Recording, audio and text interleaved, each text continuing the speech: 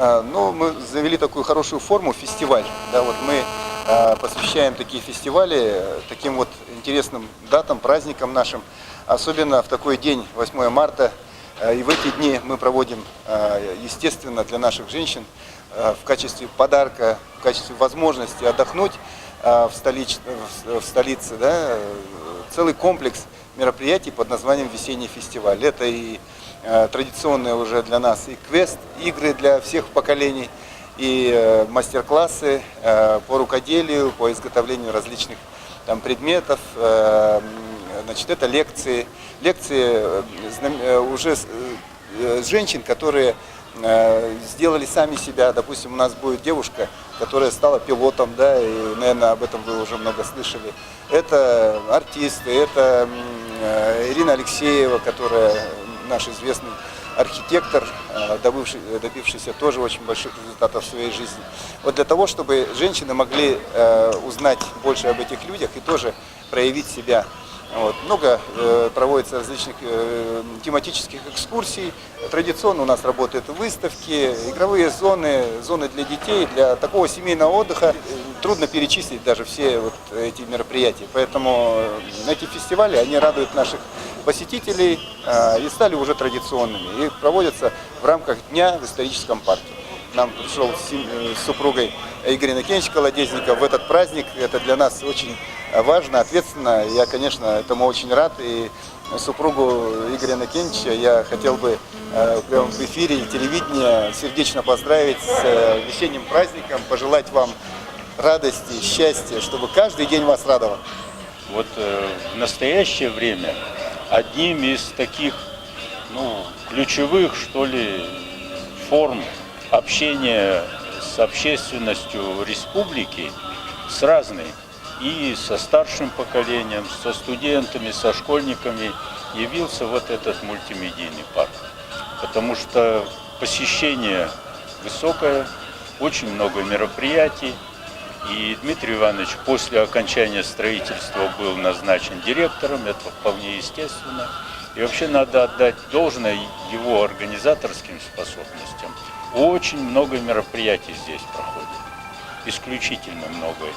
И здесь же есть даже выставка, куда ушли мамонты, которая была организована на грант президента Российской Федерации, которую выиграла, значит, и Русское географическое отделение Русского географического общества, Академия наук, мультимедийный парк. И вот эта выставка была здесь организована. В честь праздника всех поздравляю женщин, желаю здоровья крепкого, творчества, мудрости.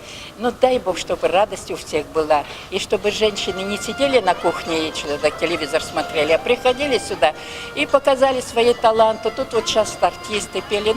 У каждой кто-то, женщина особенно, любит петь. Всего-всего доброго женщинам. Крепкого вам здоровья, семье, чтобы все было хорошо. Удачи, всего вам доброго.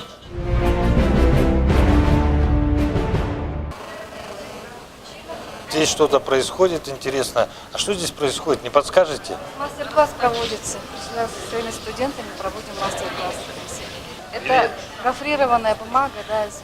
Это обязательный элемент. Да, обязательно. Она должна тянуться. Весь принцип в этом. То есть можно не покупать цветы, а сделать из бумаги? Да, можно. И их не надо поливать? Не надо поливать. А какой цветок сегодня будет? Мы делаем пион. В данный момент делаем пион.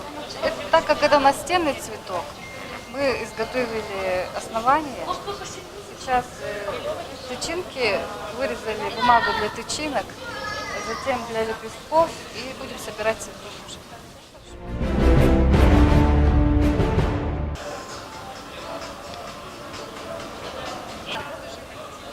Здравствуйте, а что здесь происходит? Здесь у нас мастер-класс по живописи. Здесь у нас идет одна из вот таких акварельных техник, да, написание бумаги, да, на влажную. То есть мы сперва увлажняем бумагу, то есть писание на мокром, да, как акварелью. И вы видите, да, как работают пятна, да, рассекаются, да, вот пигменты, да, распределяются по влажной бумаге. И от этого пятна мы импровизируем какую-то композицию. И потом участники что могут сделать? Забрать с собой или как? Да, забрать с собой на память. подарить кому-нибудь там открыточку. Да, вот такой техникой первый раз. А какой раньше была техника? Просто карандашом рисовать. Якутская земля богата на таланты. Просто так прийти и уже нарисовать розу, ну, извините, у меня такое не получится. Мне кажется, вообще замечательный коллектив музея, который дает сегодня огромное количество разнообразных видов досуга для наших жителей. Причем это абсолютно бесплатные вещи. Каждый человек может с детьми, с внуками прийти, найти для себя какое-то интересное там применение. И замечательно, что такие мероприятия проводятся, потому что вот сейчас на встрече очень активно себя женщины повели. Они как раз сокрушаются о том, что, к сожалению, в Якутске очень мало таких вообще и мест, и тем более открытых мест, когда мы говорим о летних пространствах, где можно прийти с детьми, провести время хорошо, найти для себя интересные какие-то вот виды досуга. Вот, поэтому, мне кажется, здесь музей замечательное место, когда мы круглогодично, даже вот в зимнее время, сейчас холодно на улице, а здесь вот в больших пространствах надо обязательно оставлять такие места многофункционального характера, где не должна быть одна тема, допустим, какая-то музейная, одна экспозиция, должно быть много именно разнообразных вот таких вот форм общения. Это очень важно и очень полезно. Еще, смотрите, территория же вокруг открытая. Вот мы проговаривали с ребятами, с Леной Васильевой, программным директором Музея России «Моя история», использование вот этого открытого пространства, потому что летом здесь люди просто гуляют, отдыхают, и можно проводить мероприятия такого характера, там часть, допустим, в помещении, часть какая-то на открытом пространстве. И мне кажется, это очень ложится в концепцию развития комплекса «Земля-Лонфо», который был проработан в свое время, и именно Музей России «Моя история» является первым таким объектом, показывающим важность создания таких пространств. И да, конечно, это развивать надо эту тему. Мы прошлись по экспозициям, нам очень понравился. Я с ребенком, правда, он где-то на мастер-классе у меня. Очень, да, здесь очень приятно, просторно, свободно и доступно. Особенно детям вот интерактивные вот телевизоры, вот эти вот, все можно потрогать, посмотреть.